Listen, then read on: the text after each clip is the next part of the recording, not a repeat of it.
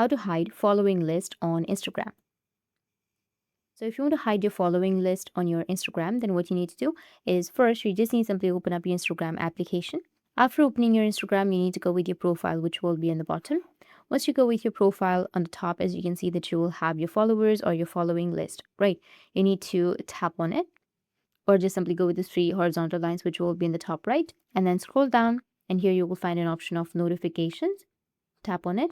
Under notifications, you need to scroll down and then go with following and followers. Open it, and you might notice some new options, but there's still no direct way to hide your following list. So I'll show you another method. Go back and then scroll down again, and you need to tap on the help option. Once you tap on help, which is under your more info and support, you need to go with report a problem and then go with report problem without shaking. And here you need to go with don't include and briefly explain what happened. So you need to write that I want to hide my following list on Instagram and I don't see any option on settings to hide my following list. So please help me with that particular problem and go with send, which will be in the top, and you will find some solutions. Instagram will get back to you as soon as possible. That's it. And if you have any questions, feel free to comment below. Thanks for watching.